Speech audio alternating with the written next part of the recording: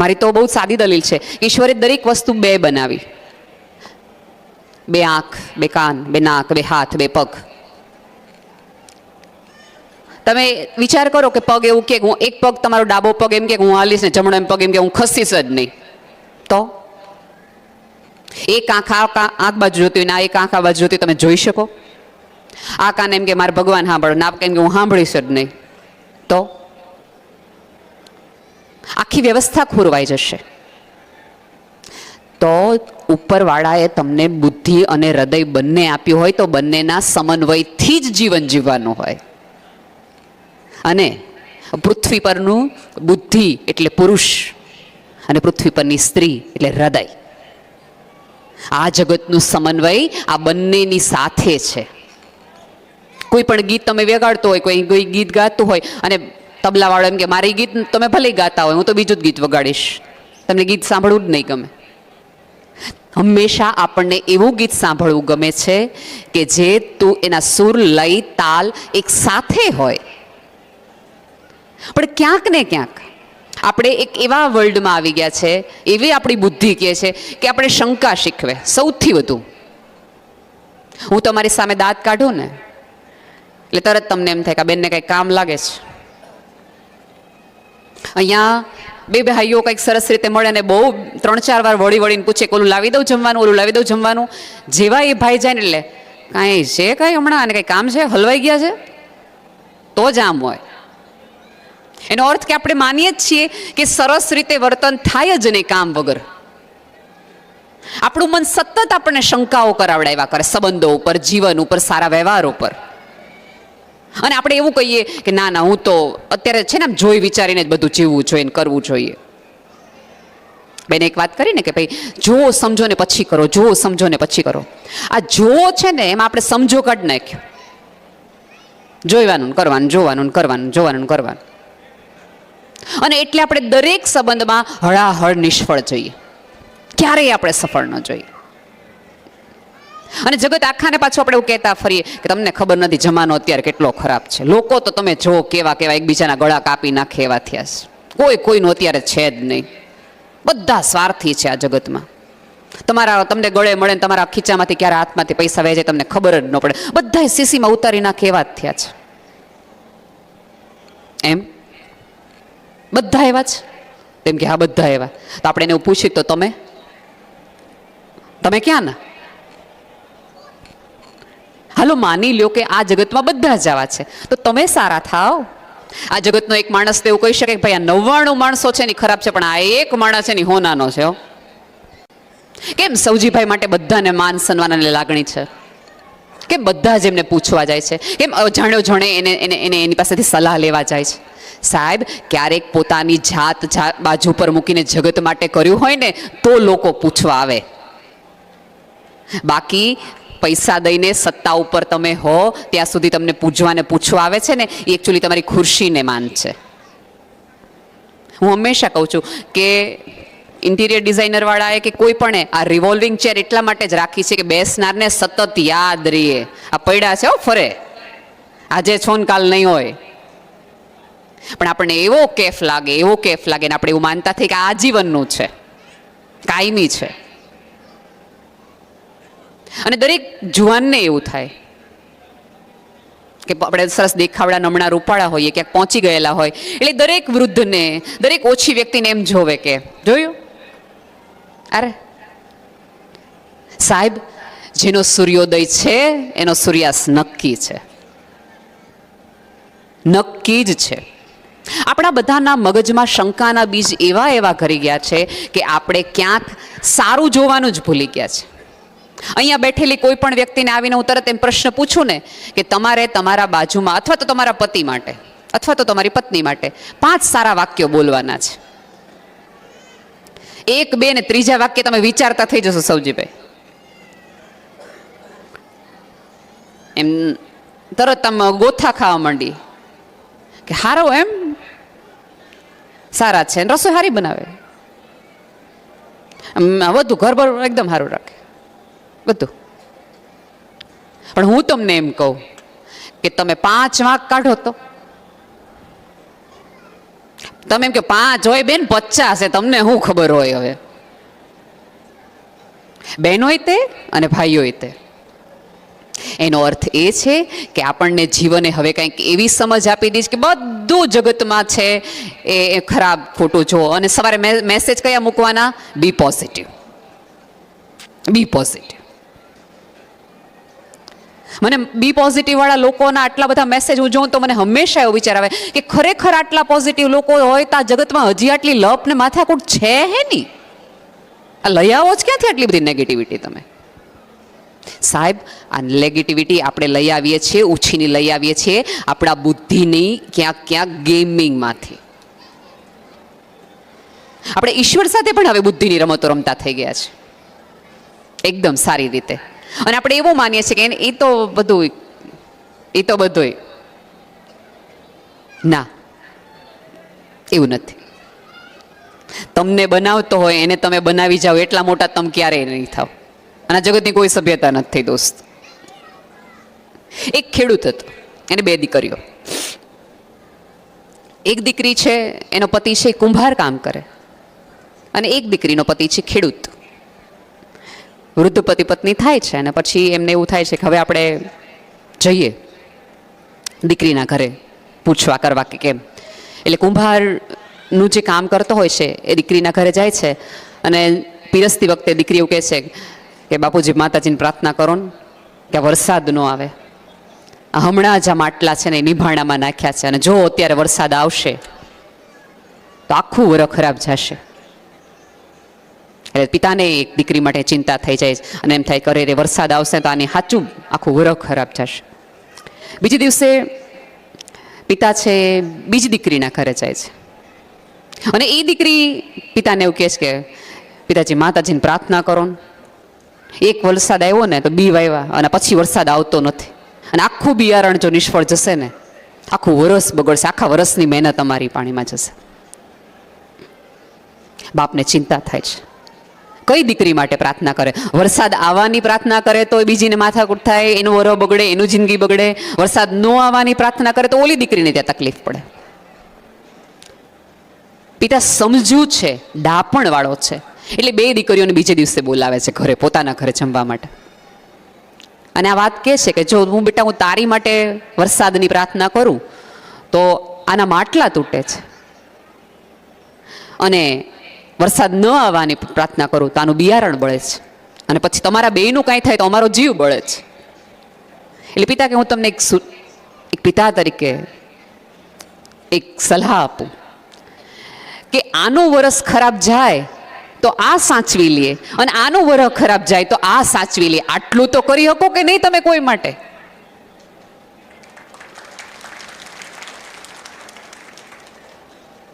બહુ જ સારું લાગે મારો સમાજ, મારું કુટુંબ, મારી વાતો.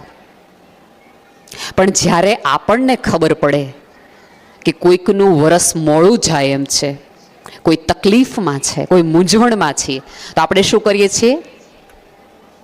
કાં ફોન ન ઉપાડીએ, કઈ બાજુ દિશા ફેરવી નાખીએ, અને કાં તો આપણને ખબર પડે કે હવે એ મૂંઝવણમાંથી, લોનમાંથી બહાર આવી ગયા છે, ઉઘરાણીમાંથી, પછી જઈને એમ કે સારું થઈ ગયું ને બધું, બસ હવે ઉપર વાળો 1000 હાથ વાળો બેઠો છે. અરે એલા 2 હાથ તમને આપ્યા હતા, 1000 હાથ ભેગા થયા હોત તો 2 હાથ ભેગા થઈને તો 1000 હાથ થવાના જ હતા ને, પણ નહીં.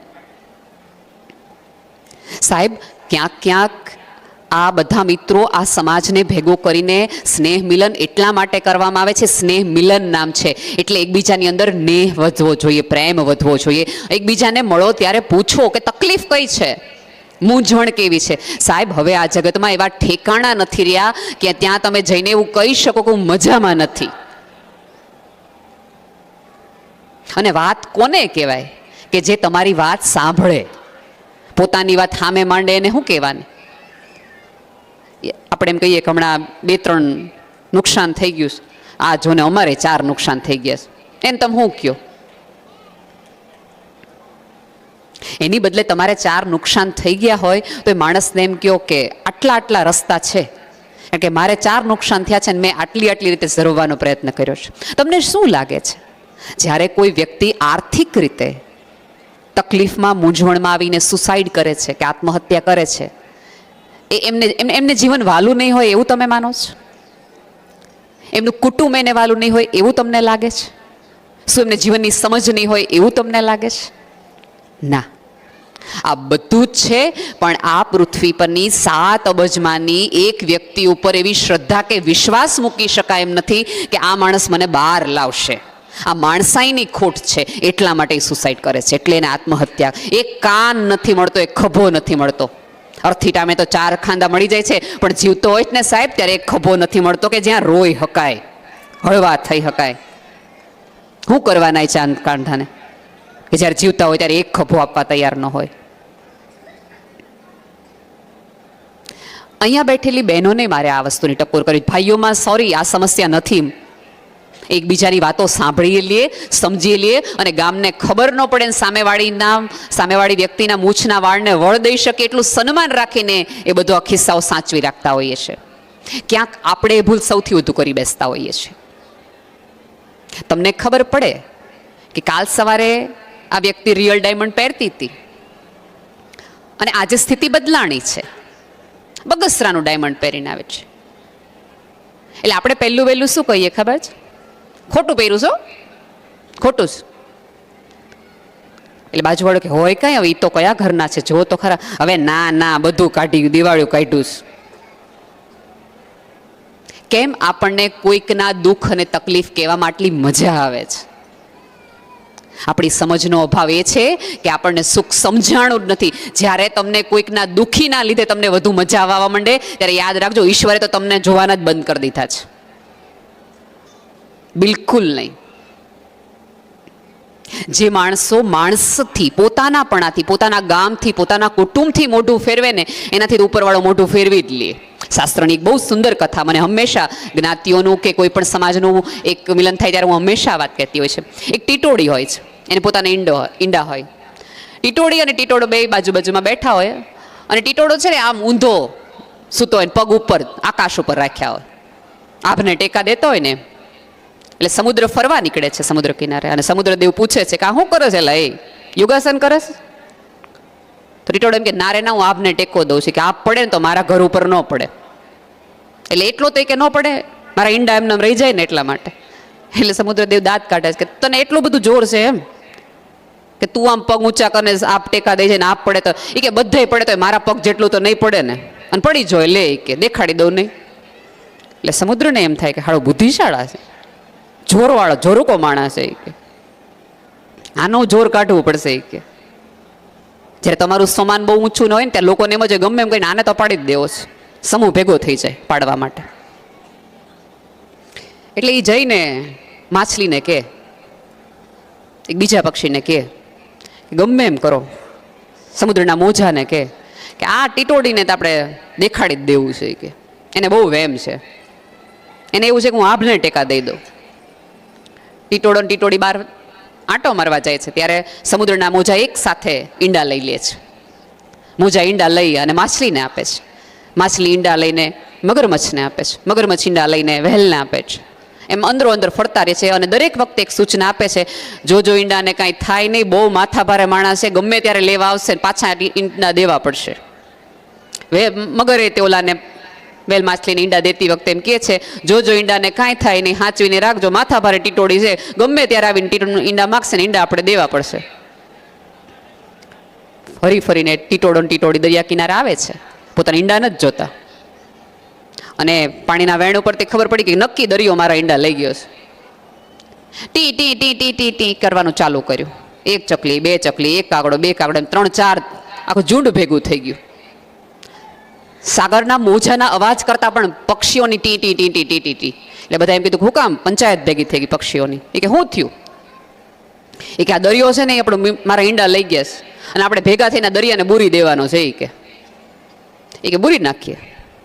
બધા પક્ષીઓ જેટલા હતા એ પોતાની ચાંચમાં, પોતાની પાંખમાં જેટલા પાણા આવે, જે આવે ને લઈ લઈને દરિયામાં નાખવા માંડ્યા, દરિયામાં નાખવા માંડ્યા, દરિયામાં નાખવા માંડ્યા. પછી એક વૃદ્ધ પક્ષી હતું, એણે એમ કીધું કે આ રીતે તો આપણે નહીં, આપણે તો બધા નાના છીએ, ગરુડને બોલાવો. એ થોડીક વારમાં તે દરિયો બુરી દે, એની પાંખમાં એટલું જોર છે અને આપણો મુખી છે. આખી પક્ષીઓની નાત ગરુડને બોલાવે છે. અને ગરુડ વેમમાં છે કે એક ટીટોડીને કામ પડે ને હું જાઉં, મારા ઉપર વિષ્ણુ બેસે, મારો રૂઆબ કેવો એ કી એટલે મારે થોડું જવાનું હોય.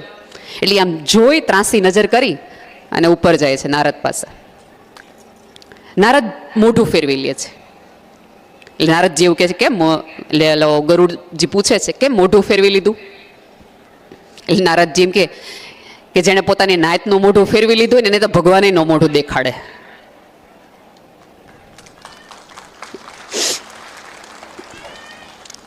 પાછો આવે છે બાજુ અને ચોંટી જાય છે. ખાચી વાત છે કે મારા લોકોને મારી જરૂર હતી ત્યારે મેં મોઢું ફેરવી લીધું હોય, તું પડવાળો માળો મોઢું ન જોવે. પાછા આવે છે અને ગરુડ એક જ નાનો એવો પાણો નાખે છે અને આમ ધરતીકંપ જેવું આવી જાય છે. તરત સમુદ્ર દેવ વેલને કહી ઈંડા લાવો, ઓલો આવ્યો હશે. વેલ છે મગરને આપે છે, મગર છે માછલીને આપે છે, માછલી છે મોજાને આપે છે, મોજા છે સમુદ્રદેવને આપે છે. અને સમુદ્રદેવ જઈને નાની એવી ટીટોડીને એમ કે છે આ તારા ઈંડા બાપા, તમે ભેગા થાવ તો દરિયો બુરી શકો એમ છો.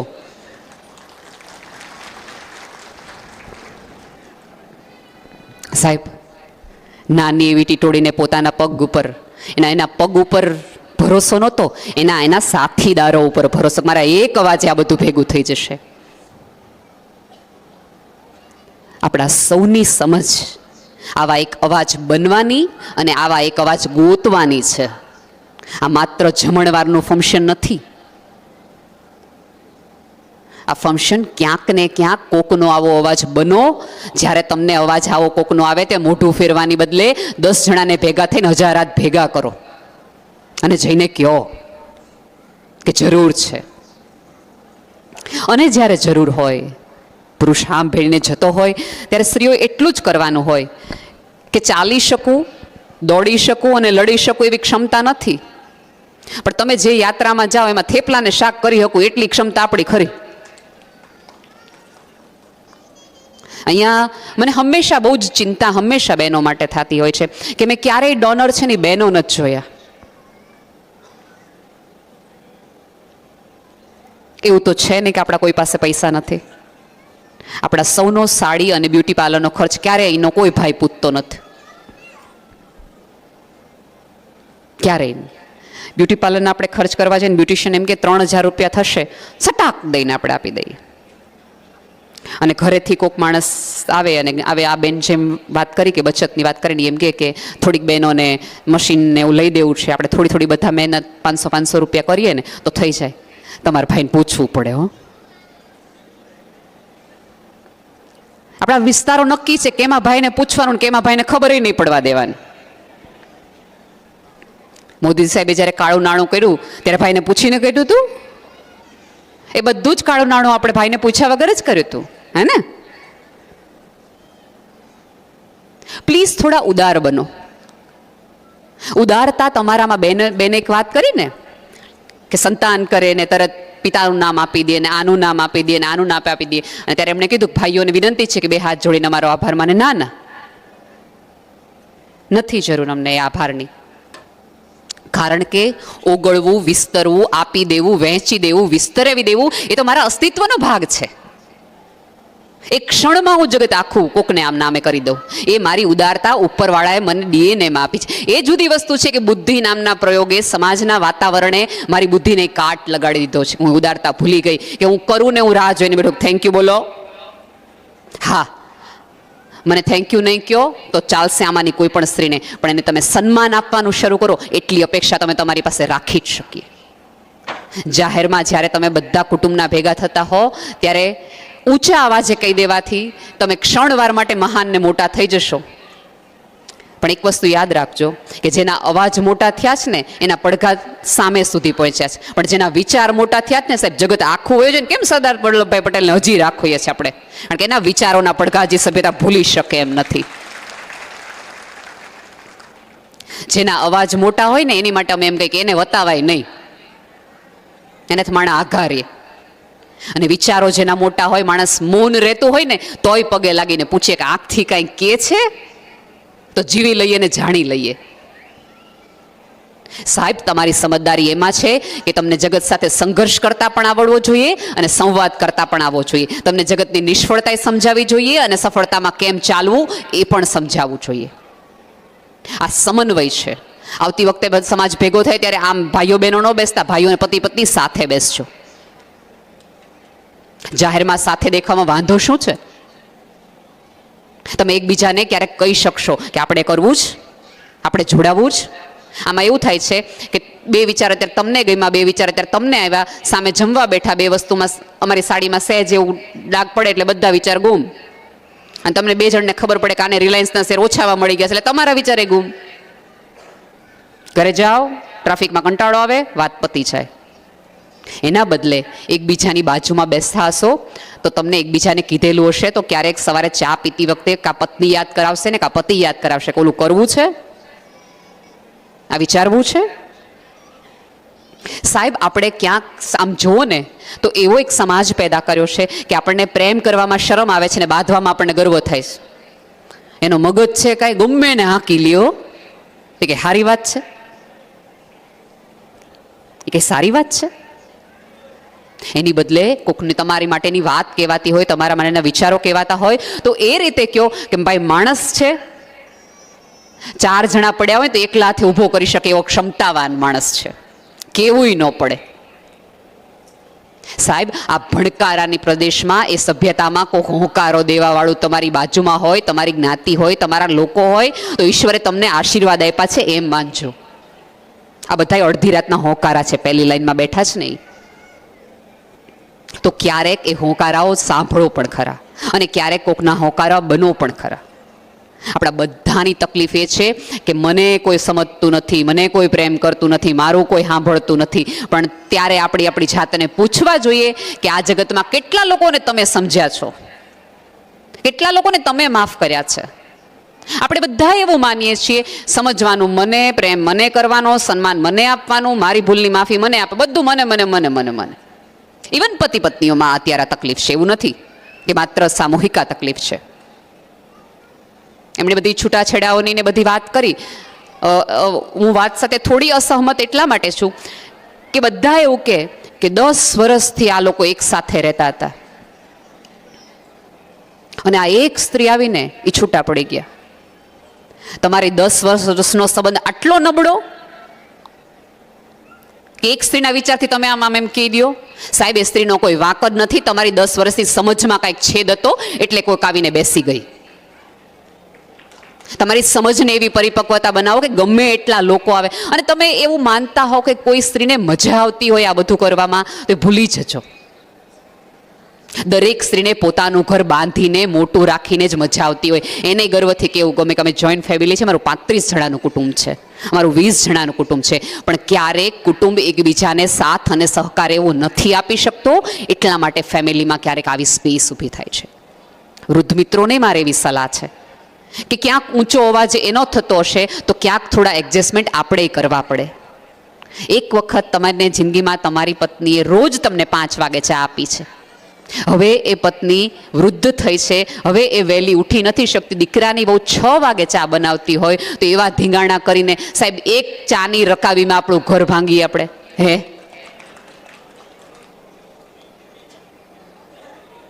આ મારા જેવા હોય તો બેટા તું નિરાતે બેસ, ચા પેલી તાજથી આપણો વારો. આપણા હાથમાં છે કે આપણે આપણા કુટુંબને, આપણા સમાજને કઈ રીતે પોતાના હાથમાં રાખવો. પણ આપણને ટેવ પડી ગઈ છે કે કાંઈ પણ ખોટું અને ખરાબ થાય છે એના લીધે થાય છે. બીજાને દોષ આપવામાં આપણને મજા આવે છે કારણ કે એમાં મારી જવાબદારી કંઈ નથી રહેતી. કોઈ દિવસ આપણે સામે બેસીને એકબીજાને વાત જ નથી કરતા. બેને કીધું કે હું એક પંચ ચલાવું છું, સારી વાત છે. પણ પંચની સામે જેટલા આપણે ખુલીને વાત કરીએ છીએ ને એટલી ખુલીને વાત ઘરમાં કરીએ છીએ. ક્યારેક ભેગા થઈ અને વાતો એકબીજાની ખબર પડે ને તો પતિ અને પત્નીને બેયને એકબીજાને થાય કે આવી વાતનું ખરાબ લગાડવાનું. સાહેબ, જ્યારે ઝઘડો ને ત્યારે નવી સમજ માટે ઝઘડો. આપણે ઝઘડો કરીએ છીએ ત્યારે હંમેશા જૂની વાત માટે કરીએ. તે દિવસે નહોતું કર્યું કેમ? તે દિવસે તમે મને ઓલું કહી જ દીધું હતું વળી બધાને સામે કેમ? એ તે દિવસ નથી, એમને યાદ નથી, તમને યાદ. અને બીજું કેવું થાય ખબર છે, તમે કાંઈ પણ સારું વાંચો, સારું જુઓ કે કાંઈક સારું સમજો ને, એટલે તરત જ તે તમે મારો કોઈક વિડીયો જોવો એટલે તરત તમને મોકલી દો મારા વરને, એને કહો જો આમ હોય. પતિ કંઈક જોવે એટલે મોકલે ઓલીને, જો આમ હોય. એનો અર્થ કે આ બધું સુધરવાનું સમજવાનું તારે છે, મારે નહીં. ક્યારેય આપણે તો કશું શીખતા જ નથી, ક્યારેય આપણે કશું નવું સમજતા જ નથી. જીવનમાં એક વસ્તુ રાખવાની હોય તો થોડી હોઠ પર સ્માઇલ રાખો. આપણે બધા જ આમ આખી આખી કોષ ગળી ગયા હોય ને એવી રીતે સીધે સીધા આકડ આલીએ છીએ, હસવાનું ભૂલી ગયા છીએ. સાહેબ, ઉપરવાળાએ આટલી જ પ્રજાતિઓ બનાવી છે, માણસ એકને જ સ્માઇલ આપી છે, બાકીને તો બધાને ડોળાને હડકવા જ આપ્યો છે. સરસ રીતે એકબીજાને મળો, અને છેલ્લી વાર મળતા હોય એ રીતે મળો. કોરોના પછી આપણે કાંઈ ન શીખીએ તો એટલું તો શીખી જ લ્યો કે આજે શ્વાસ લેતો માણસ કાલ સવારે નહીં લે, એ ફોન તમારો નહીં ઉપાડે. તમારી બાજુમાંથી જ જીવન ક્યારે વયું જશે અને તમે ઉઠાડશો ને કોઈ વ્યક્તિ નહીં ઉઠે, ત્યારે તમારી પાસે અફસોસની યાદી ન હોવી જોઈએ, સંતોષની યાદી હોવી જોઈએ કે આને મેં જીવાડી દીધો, એ જીવ્યો ત્યાં સુધી મેં એને જીવનના તમામ આનંદ આપ્યા છે. આપણને કોઈના મૃત્યુ પછી સાહેબ રડવું એટલા માટે આવે છે કારણ કે આપણને ક્યાંક દુઃખ છે કે મારે જેટલું એને કહેવું હતું, મારે જેટલું એને સાચવવું હતું એટલું એને સાચવી ન શક્યો, મારે જેટલો પ્રેમ કરવો હતો એટલો હું કરી ન શક્યો. એ અફસોસ આપણને રડાવે છે, આપણો ખાલીપો આપણને રડાવે છે. આપણે કેટલા એક માણસ તરીકે આ સંબંધમાં નિષ્ફળ પુરવાર થયા એ આપણને સમજાવે છે. જ્યારે મળો, અહીંથી તમે જાઓ અને ખબર નથી કાલ સવાર પડશે કે નહીં પડે, તો છેલ્લી વખત કોઈકને મળતા હોય એ રીતે મળો. અને મળો છૂટા પડતી વખતે એવી રીતે મળો, છેલ્લી વાર છે, અને મળો ત્યારે પહેલી વાર મળતા હોય એટલા જ ઉત્સાહથી મળો. તમે જુઓ, આપણે એકબીજાના વખાણ કરવાનું જ ભૂલતી ગયા છીએ. છેલ્લે તમે એકબીજાના વખાણ કર્યા તેવું તમે પૂછજો આ જાતને, મને જવાબ ન આપતા. ક્યારે તમે તમારી પત્નીના વખાણ કર્યા છે? ક્યારે તમે એની રસોઈના વખાણ કર્યા છે? અહીંયાના કેટલા બધા લોકો હશે, બહારગામ જશે ત્યારે એને અમુક રસોઈઓ યાદ આવતી હશે. ક્યારેય કીધું છે ઘરે આવીને કે તારા જેવું ગુવારનું શાક નહોતું, ગુવારની શાક માટે તમે ઝઘડો, સારું ન થયું થાળીના ઘા કરો, પણ એક વખત એ સ્ત્રીને એવું ન કહો કે યાર તારા જેવું ગુવારનું શાક કોઈ ન બનાવ્યો નહીં. આપણે વખાણ કરવાનું જ ભૂલી ગયા છે. એકબીજાને આપણે મળીએ ને, સ્ત્રીઓમાં મારે ખાસ એવું થાય, કોઈક સરસ લાગતું હોય તો આપણે શું કહેવાય, સીધું એમ તો કહેવાય નહીં કે રૂપાળા લાગો છો, કારણ કે એમાં તો આપણને બહુ તકલીફ પડે. કેમ હમણાં બહુ જાડા થઈ ગયા છે? એટલે ઓલા બેન એમ કે ના ના આ તો જૂનો જ ડ્રેસ છે. તો આપણે 3 જણાને ગવાહી તરીકે નથી લાગતા? પછી એમાંના 3 જણા હવે જાડા ન લાગતા હોય, બેન દુબળા લાગતા હોય, તોય સરસ લાગતા હોય, ફિટ લાગતા હોય, કેમ ફીકા લાગો છો? એટલે બેન કે ના ના સરસ જ છો એકદમ, ના રે ના પેલા જેવા નથી લાગતા. અને 1 સેકન્ડ માટે માની લો કોઈક સ્ત્રી પેલા જેટલે કરતા ઓછી વૃદ્ધ થોડી લાગે છે, અથવા થોડુંક કરમાઈ ગયા છે, અને તોય કોઈક આવીને એમ કે તમે હજી આંટી એટલા સરસ દેખાવડા લાગો છે, એટલે તો આપણને શું થાય, અરે તેની જુવાની જોઈ નથી કેવી હતી, એનો અર્થ કે અત્યારે તો નથી જ હારા લાગતા.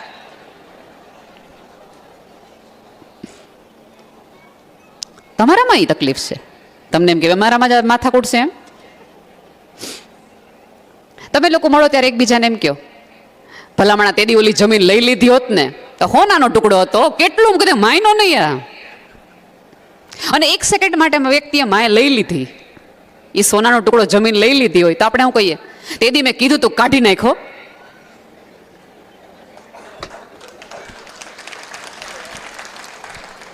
આપણી પાસે લેબલ રેડી જ છે, સામે ગમે એ આવે, તારી પાસે જે છે એ પરફેક્ટ છે, સારું છે, કહેવામાં તો આપણને મજા જ ન આવે. આપણે કહી જ દેવું જોઈએ તમને હજી કેટલું તમારી પાસે નથી.